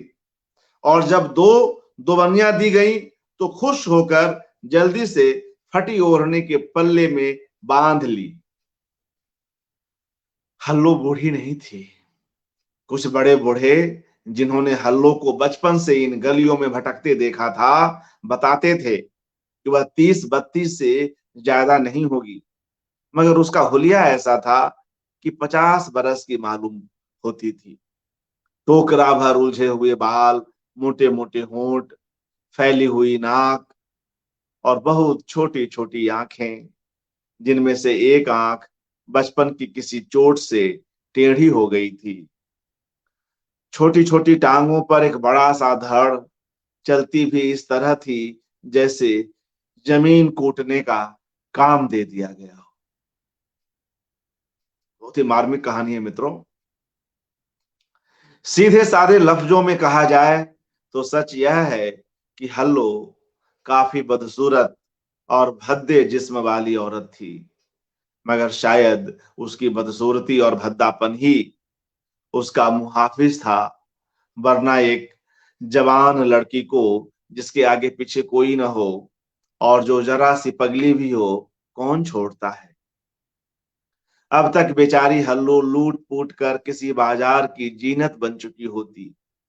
हल्लो ने एक ऐसे घर में आंख खोली थी जहां जरूरत की छत होती है, भूख की दीवारें और मजबूरी का मजबूत दरवाजा जो कभी नहीं खुलता। बाप कुट्टी काटने की मशीन पर काम करता था। एक दिन न जाने क्या हुआ कि खुद ही कट गया। मां जब तक जिंदा रही, अच्छे मियां वकील के घर में खाना पकाती रही और हल्लो को पालती रही। मोहल्ले की बुजुर्ग मौलवी अब्दुल सलाम का कहना था कि हल्लो का ना हलीमा है जो उन्होंने ही रखा था, हल्लो का नाम हलीमा है जो उन्होंने ही रखा था। और उसका बाप रमजानी कहार था, मगर बड़ा शरीफ और मेहनती आदमी था। वह जब भी हल्लो को देखते उसके सर पे हाथ फेरते, दुआ देते और बड़े दुख के साथ सर हिलाकर कहते, काश तेरा घर बस जाता और तू यूं फटे हाल न घूमती। हल्लो हंस देती क्योंकि वह घर बसने का मतलब ही नहीं जानती थी, मगर बहुत से लोग थे जो मौलवी साहब की बात से इत्तिफाक करते थे कि हल्लो का ब्याह करा देना चाहिए। लेकिन सवाल यह था कि एक दीवानी से कौन शादी करेगा। जीती मक्खी जानबूझ के तो कोई भी नहीं निकलता। मौलवी साहब का ख्याल था कि अगर शादी हो जाएगी तो हल्लो ठीक हो जाएगी, काश कोई मिल जाता। एक दिन उनकी नजर कलुआ कुंजड़े पर पड़ी। एक दिन उनकी नजर कलुआ कुंजड़े पर पड़ी जो उनके दरवाजे पर खड़ा एक बड़ा सा टोकरा सर पर रखे आवाज लगा रहा था, आलू, बैंगन, भिंडी, टमाटर, प्याज, पुदीना। मौलवी साहब ने इशारे से पास बुलाया। कलुआ लपक के पास आया, बड़े अदब से सलाम किया। सलाम मौलवी साहब। टोकरा जमीन पर रखा और पूछा, क्या पेश करूं मौलवी साहब। भिंडी ले लो, एकदम ताजी हैगी और ऐसी कोली है कि उंगली से टूट जावे। ए देखिए। कलुआ ने एक भिंडी उंगली और अंगूठे की मदद से तोड़कर दिखाई। मौलवी साहब मुस्कुराए। वह तो बेगम तय करेंगी, तू यह बता अब तक छाड़ा छाट घूम रहा है, शादी क्यों नहीं करता। कलुआ कुछ शर्माया, कुछ हंसा और अपनी झाड़ झंकार दाढ़ी खुजाकर बोला, अरे मौली साहब, कलुआ को बेटी कौन देवेगा। अपनी जिंदगानी में जोरू का सुख नहीं हैगा मौली साहब। मौलवी साहब ने उसे सर से पांव तक देखा। 35-40 की उम्र होगी, गठा हुआ भारी बदन था, सूरत भी बुरी नहीं थी, बस जरा काला था। मौलवी साहब देर तक सोचते रहे, फिर बोले, देखो कलुआ, तुम हमारे मोहल्ले के हो, हमारी औलाद जैसे हो, तुम्हारा अच्छा बुरा सोचना हमारा फर्ज है। जी वह तो हैगा। कलुआ ने जोर से सिर हिलाया। तो फिर हम कोशिश करेंगे कि तुम्हें भी पकी पकाई मिलने लगे। कलुआ की आंखें चमकने लगी और होंठ इस तरह खुले ही कि बंद न हुए। मगर शर्त है, मौलवी साहब ने कहा। कलुआ हाथ जोड़ दिया। आप हुक्म करें मौलवी साहब, जो लड़की हम तुम्हारे लिए पसंद करें, तुम उस पर कोई ऐतराज नहीं करोगे। कलुआ इस तरह झुका जैसे मौलवी साहब के पैरों पर सर रखने वाला हो, फिर भर्राई हुई आवाज में बोला, आप मेरे माई बाप हैंगे मौलवी साहब, अगर आपके हुक्म के आगे मुंह खोलूं तो जो चोर की सजा वह मेरी। बस तो फिर ठीक है, परसों जुम्मा बाद घर आ जाना। कलवा तो बादलों पर पैर रखता हुआ चला गया, मगर मौलवी साहब की बीवी ने घर सर पे उठा लिया। ये क्या सठिया गए हैं, दीवानी की शादी करा रहे हैं। लोग सुनेंगे तो ऐसा मजाक उड़ाएंगे कि घर से निकलना भारी पड़ जाएगा और कलवा बेचारा बेमौत मारा जाएगा। किसी गरीब का घर बसाना बड़े सवाब का काम है, मौलवी साहब ने समझाया। और फिर आपको करना ही क्या है, किसी कहारी को बुलाकर हल्लों को नहला धो।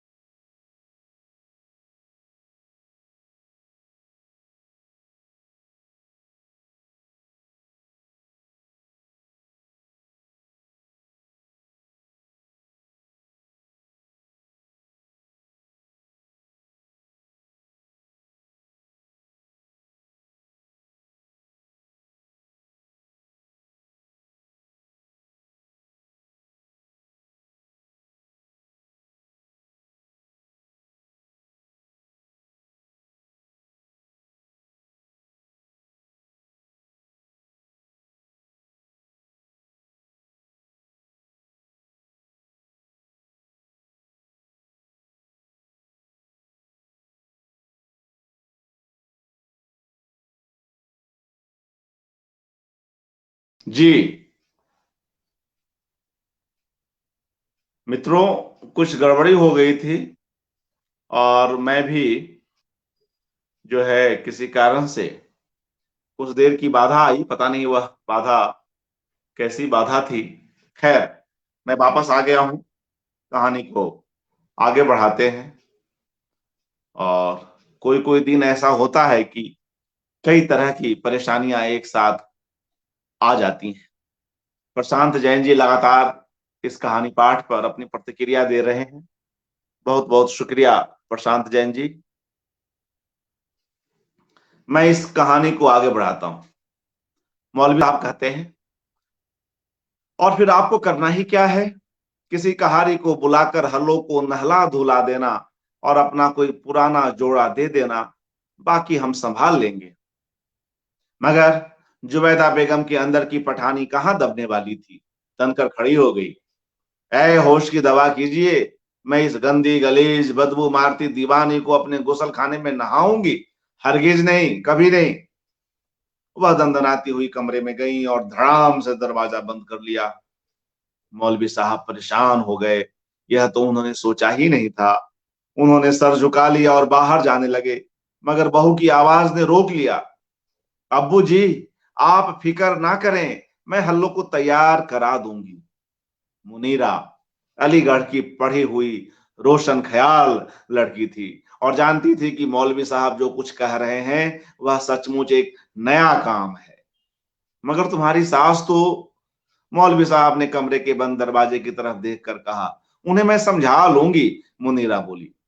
जीती रहो बेटा, खुश रहो, हमेशा खुश रहो।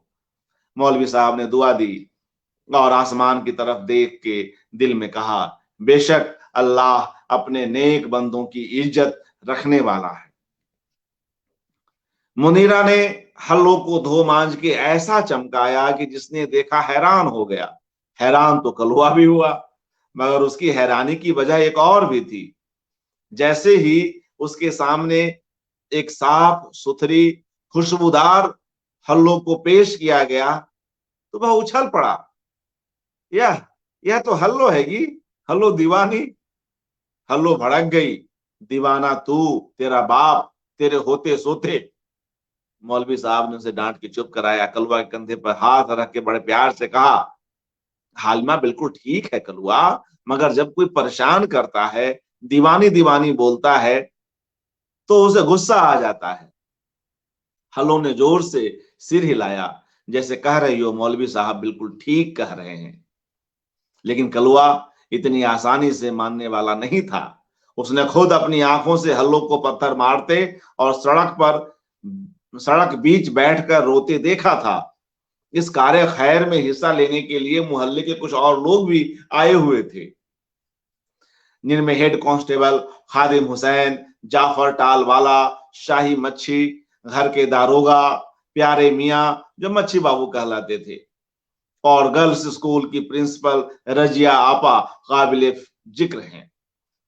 जनाने में भी काफी औरतें जमा थीं। हल्लो और कलुआ की शादी सबके लिए दिलचस्पी का सामान रखती थी। कलुआ की जहनी कशमकश को सबसे पहले खादिम हुसैन ने पहचाना।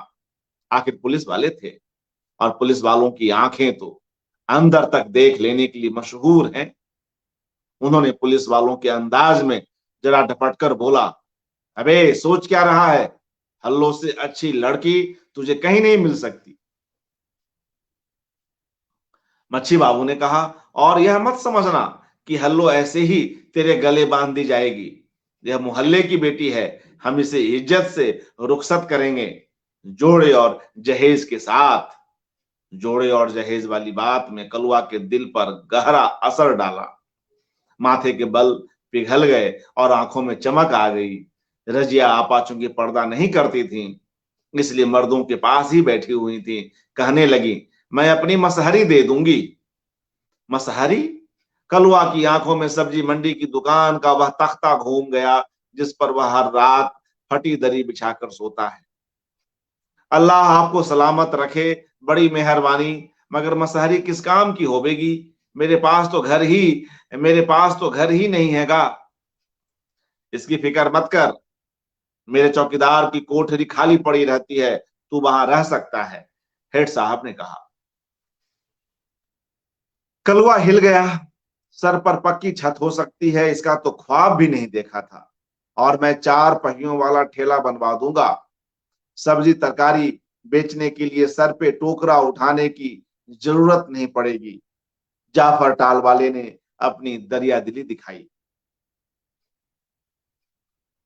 ठेला, मसहरी, अपनी कोठरी। कलुआ ने आंखें बंद कर ली। यह हल्लो तो लॉटरी का टिकट है। कलुआ ने अपना गाल खुजाया, जिस पर उसी दिन उस्तुरा फेरा गया था। कुछ देर सोचा, फिर हाथ जोड़कर बोला, आप लोग माई बाप हैं गे सरकार, आपका जो हुक्म होवेगा वही होगा। मच्छी बाबू ने जेब से 2 रुपए का लाल नोट निकाला और कलुआ को देते हुए बोले, मुबारक हो।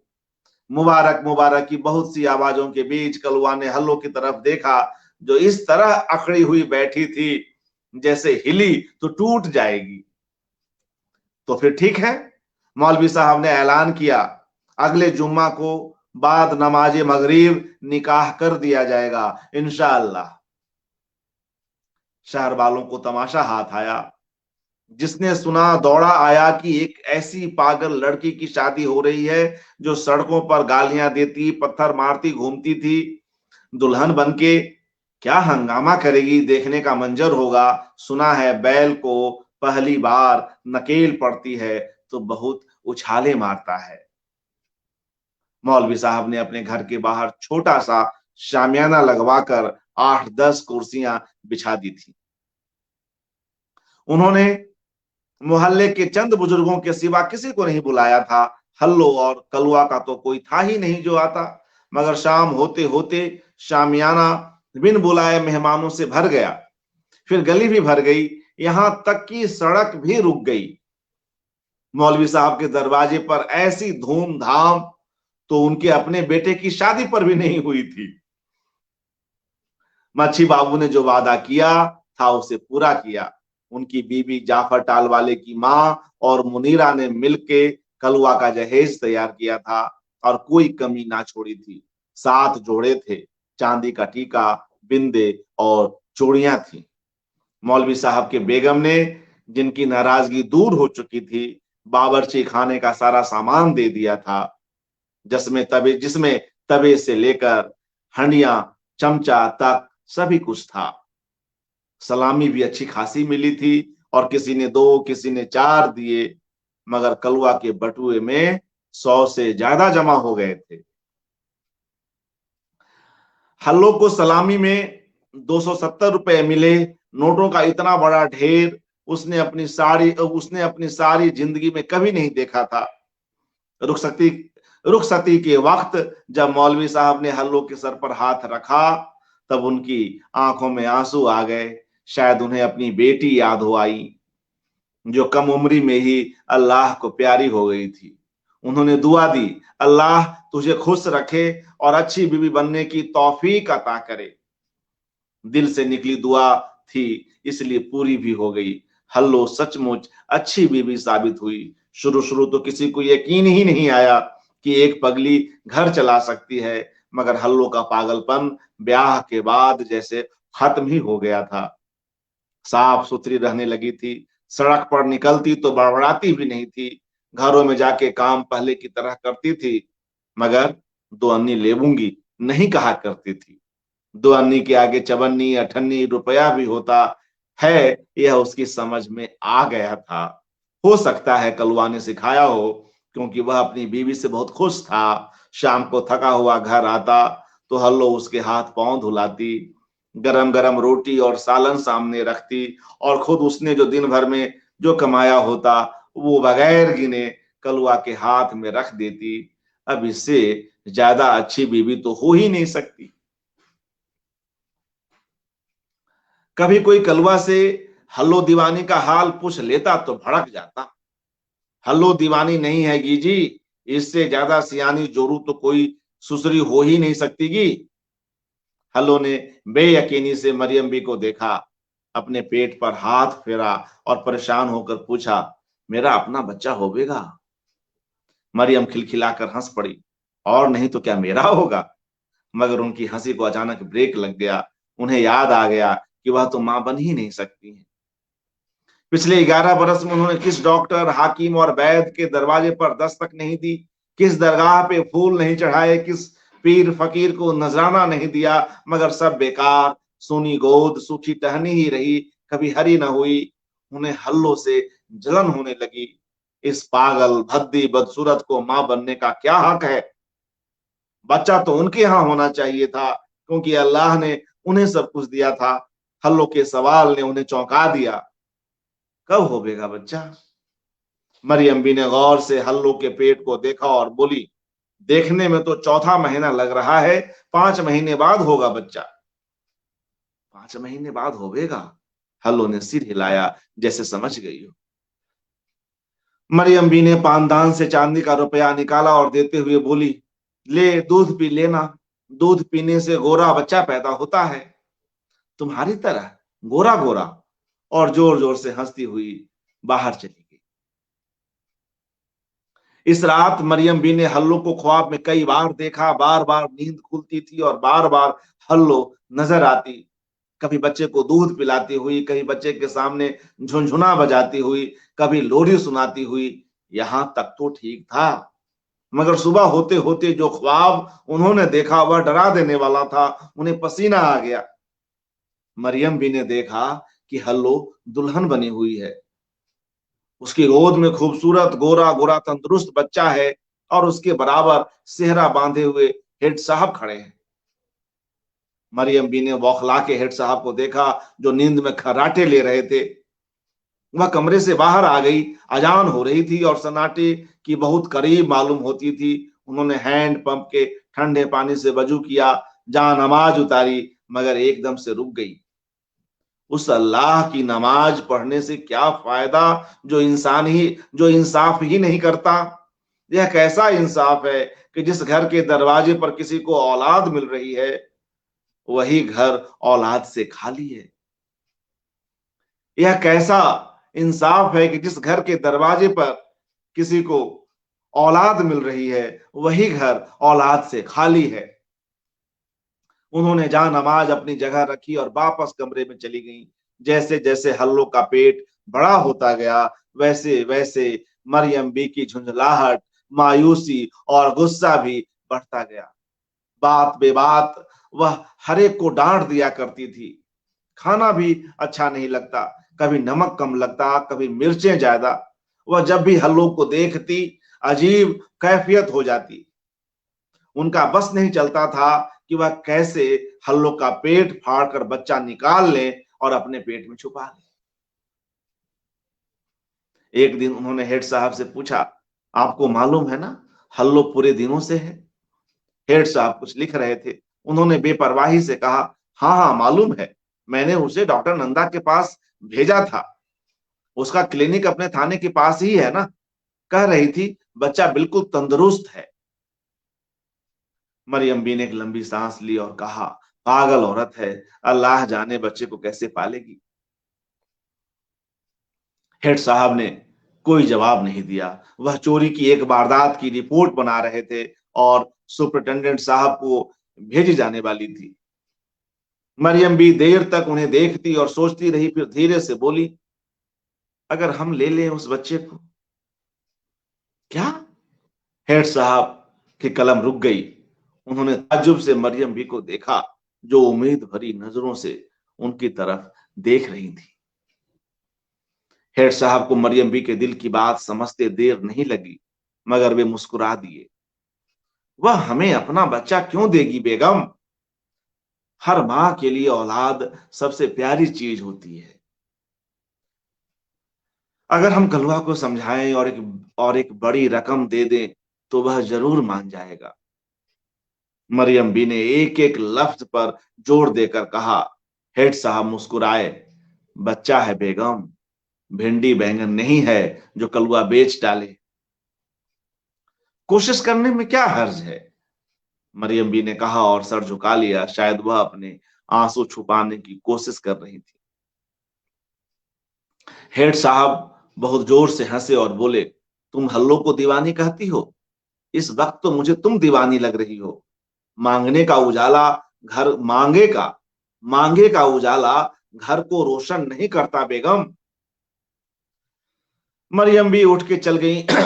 हेड साहब फिर लिखने लगे, मगर थोड़ी देर में कलम बंद कर दिया और कुर्सी की पुस्त पर सर टेक दिया। कहीं कोई चीज चुभ रही थी, पता नहीं क्या थी। शायद मरियम की खाली गोद, शायद घर का भाए भाए करता सन्नाटा, या शायद उनकी अपनी बेबसी। उन्होंने आंखें बंद कर ली। हल्लो का लड़का था तो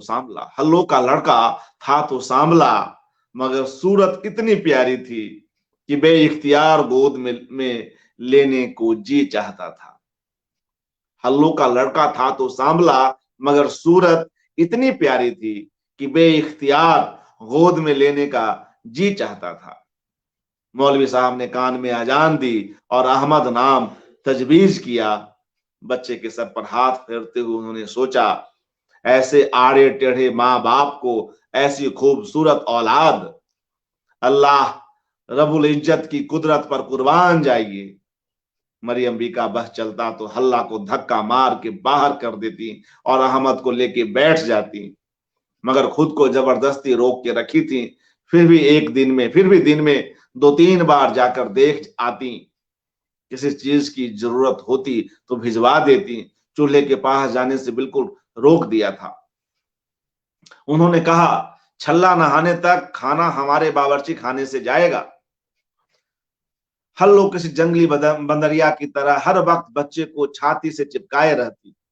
वह भूखा न हो, या हर बार अपना कुर्ता उठा के उसके मुंह दूध ठूंसती रहती और जब वह सो जाता तो उस वक्त तक उसे देखती रहती जब तक थकी हुई पलकें बंद न हो जाती।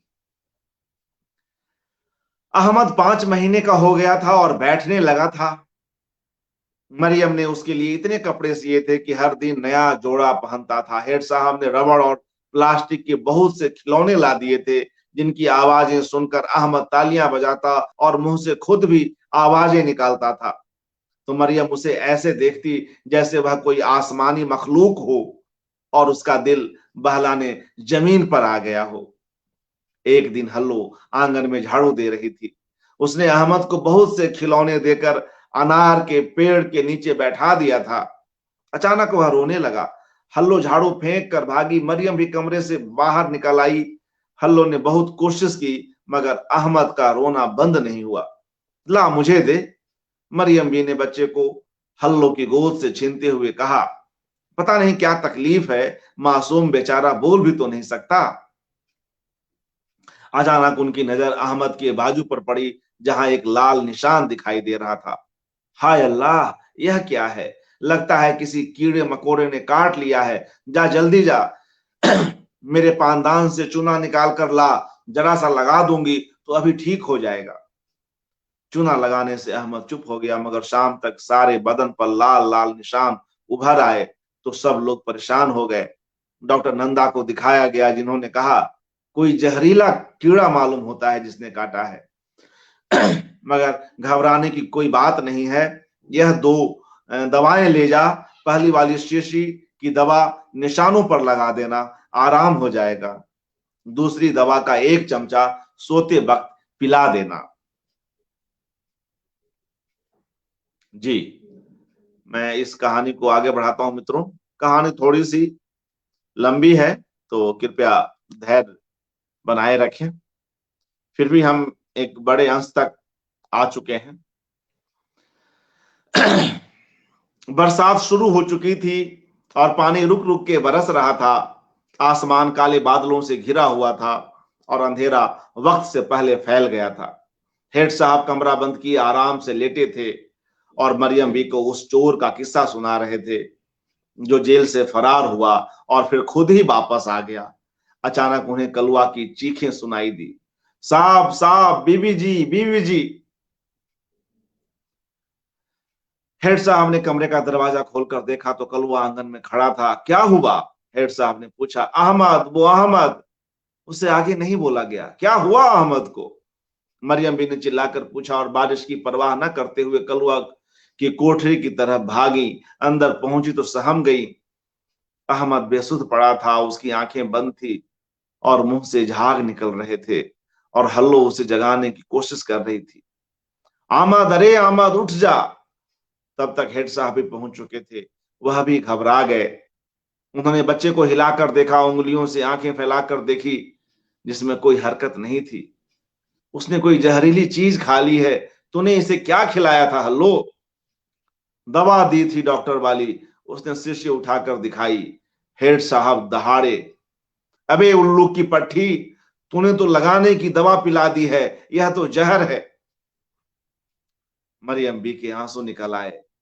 पागल नामुराद, यह क्या किया तूने? अपने ही बच्चे को मार डाला। नहीं नहीं, अभी जिंदा है, हेड साहब ने कहा। इसे अस्पताल ले जाना होगा। कलवा अहमद को उठा, कलवा अहमद को उठा, मैं कोई सवारी रोकता हूं। कलवा, हेड साहब, हल्लो सब बच्चे को लेकर बाहर भागे। मरियम बी ने जा नमाज उतारी और सजदे में गिर गई। पता नहीं उनकी दुआ का असर था कि बर वक्त मदद का अहमद बच गया। डॉक्टर ने कहा 10-15 मिनट और देर हो जाती तो इसका बचना मुश्किल था। कलवा ने दांत पीसकर हल्लो को देखा और बोला, अगर मेरे बेटे को कुछ हो जाता तो गुंडा से तेरी गर्दन काट देता। हरामजादी दीवानी। हल्लो फटी फटी आंखों से सबका मुंह देख रही थी, जैसे उसकी समझ में ना आ रहा हो कि यह क्या हो गया। ऑक्सीजन की मदद से हल्की हल्की सांस लेते हुए मासूम बच्चे को देखकर हेड साहब ने सोचा, इसमें हल्लो की क्या गलती है? एक आधी पागल मां जैसी बड़ी जिम्मेदारी सौंप दिया जाए, जिसे बड़ी जिम्मेदारी सौंप दिया जाए तो यही होगा। यह काम उसके बस का नहीं है। उन्हें दूर से मरियम बी की आवाज सुनाई दी। अगर हम ले लें इस बच्चे को, हम कलवा को समझाएं और एक बड़ी रकम दें तो वह जरूर मान जाएगा।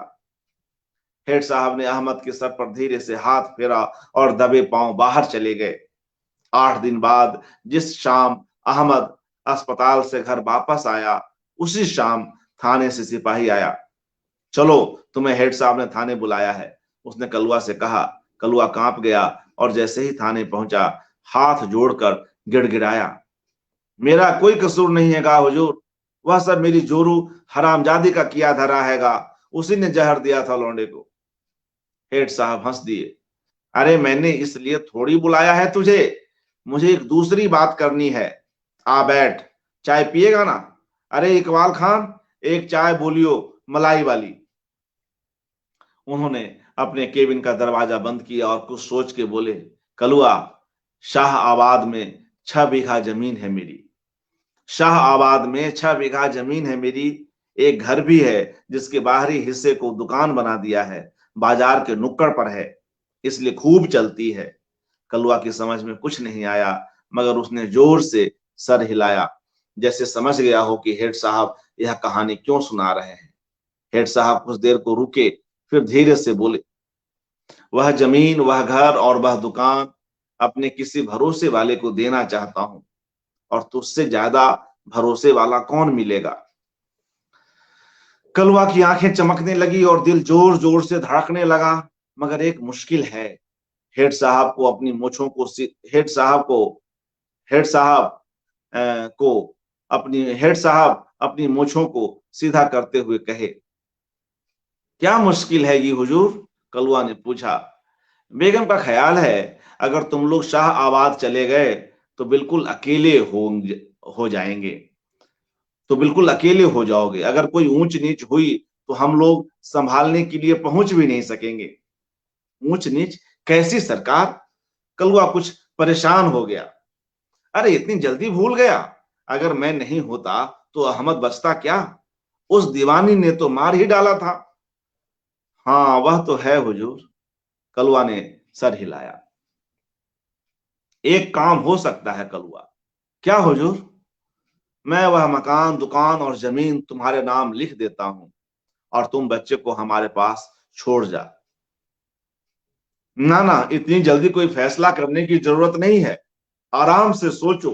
अहमद अच्छे स्कूल में जाएगा, अच्छी तालीम पाएगा, बड़ा आदमी बनेगा, तुम्हारे पास रहेगा तो क्या बनेगा? एक और सब्जी तरकारी वाला। मुझे जवाब की जल्दी नहीं है, फिर तुम्हें हल्लों को भी तो समझाना पड़ेगा। लो चाय आ गई, पियो, मलाई वाली है।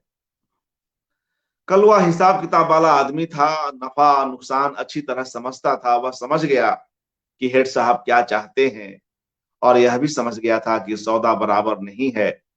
बच्चों का क्या है, अल्लाह ने चाहा तो आती बरस फिर गोद भर जाएगी, लेकिन शाह आबाद की जायदाद हाथ से निकल गई तो फिर नहीं मिलेगी।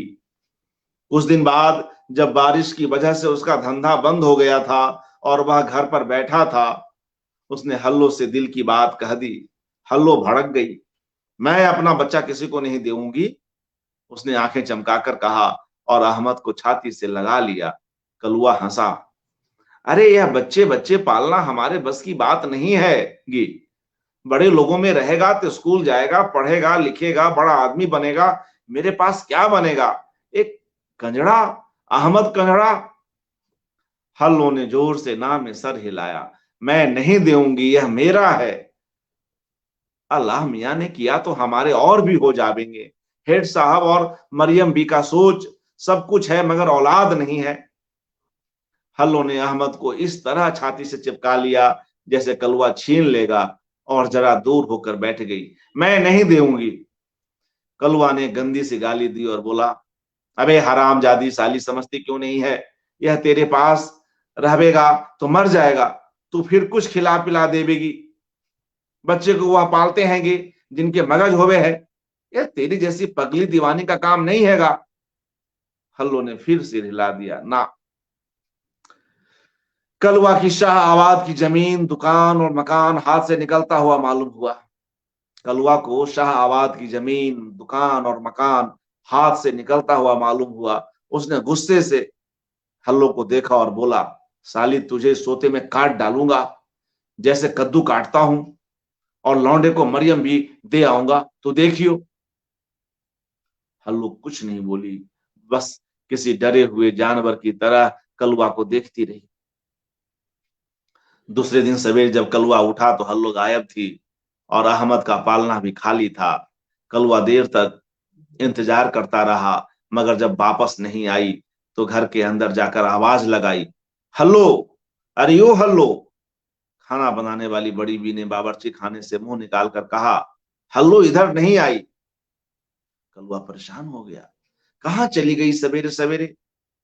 तब तक मरियम भी कमरे से बाहर आ चुकी थी। क्या हुआ कलवा, हल्लो अहमद को लेकर कहीं चली गई हैगी, बोल के भी नहीं गई हैगी।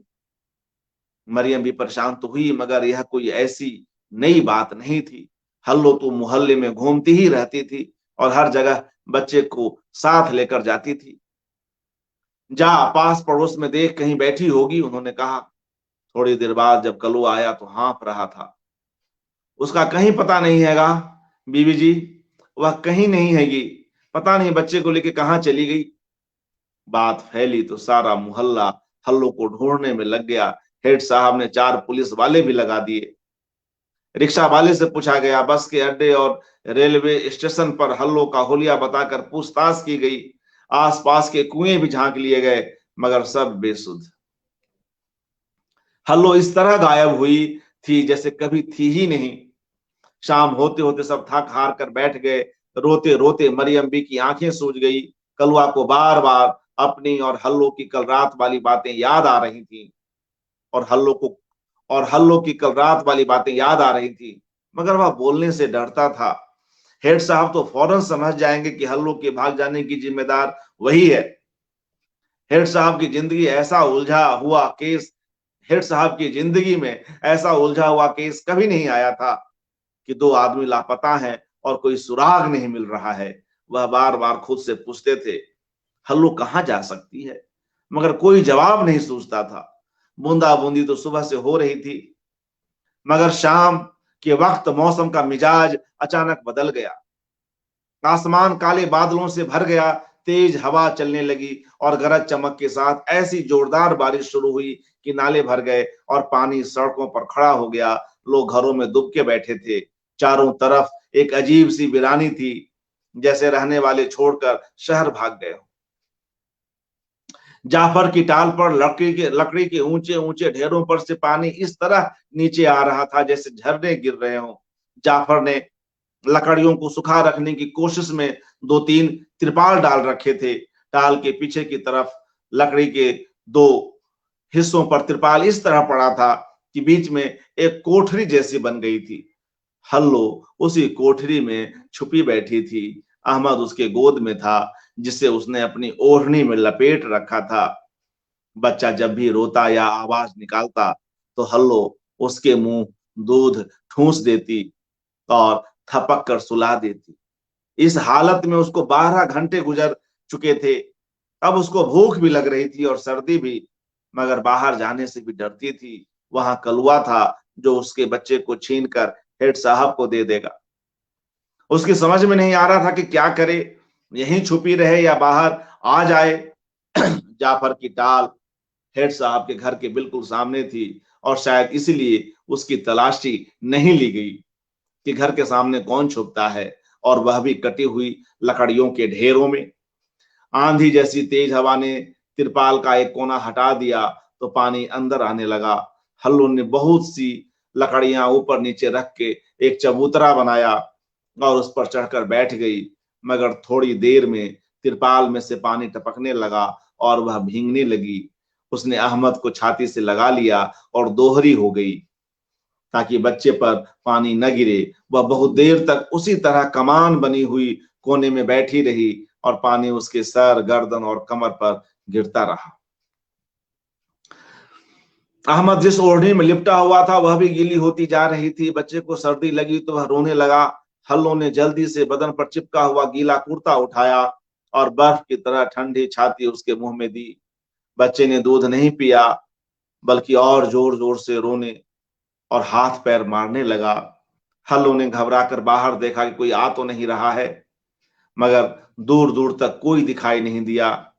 बच्चा रोए जा रहा था। हल्लो खड़ी हो गई। उसने अहमद को कंधे से लगाकर थपकना शुरू कर दिया। बच्चा थोड़ी सी गर्मी पाके चुप हो गया।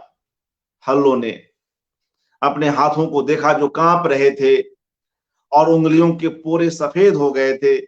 उसके बालों से पानी गिर रहा था और पांव टाल की कच्ची मिट्टी से जो कीचड़ बन चुकी थी, लुथड़े हुए थे। उसने अहमद का चेहरा देखा। वह सो रहा था, मगर बहुत बेचैन था, बार बार कसमसा रहा था।